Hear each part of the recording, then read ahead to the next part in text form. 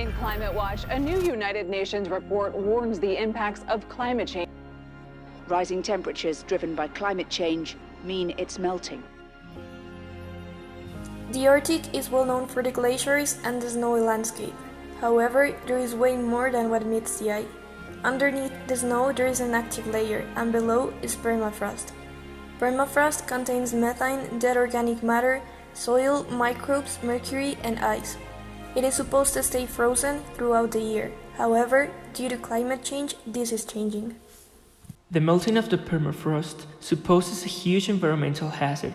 It is the greatest reservoir of mercury on Earth, and if it melts, not only will the mercury be released, but as well an amount of greenhouse gases equivalent of 6 years of fossil fuels production. That is why we, Angelica Pinto and Juan Jose Vargas, have come up with a possible solution based on ecotechnic sustainability and probiotic design. From the ecotechnic point of view, the source of environmental knowledge is techno-rational scientific, and the concept of place is an integration of the global environment concerns. But we had to do this while incorporating nature's metabolism via microorganisms.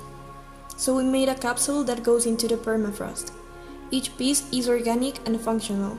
To address the mercury issue, the capsule is made up of orange peel polymers that are able to trap mercury in their surface and change color to show the presence of it. Inside the capsule is casein, and is fused with bacteria. Bacteria inside the capsule will be dormant and trapped as long as casein is frozen. However, if permafrost melts, casein will also melt, and bacteria inside the spheres will be activated and released. Casein is the communication bridge among the permafrost and bacteria. They will only work if it is needed, but casein is also a protein that will protect bacteria's membranes in the presence of ice. Now, here is what happens when permafrost melts. First off, type 1 cyanobacteria would use water from the melting ice and would produce oxygen. On the other hand, methanogenic bacteria of the permafrost would start eating organic matter and releasing methane as a byproduct. Our methanotrophic bacteria would take methane and produce CO2. Next, type 2 cyanobacteria would use CO2 and H2O from the melting permafrost and produce bicarbonate. This would reduce methane in the first place.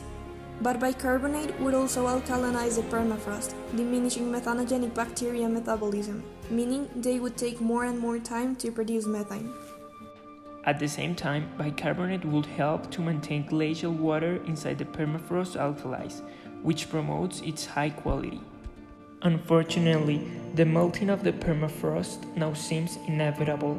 With our design, we aim that if it occurs, it would not worsen climate change, but rather lessen it, in addition to trying to purify water and the environment from mercury contamination.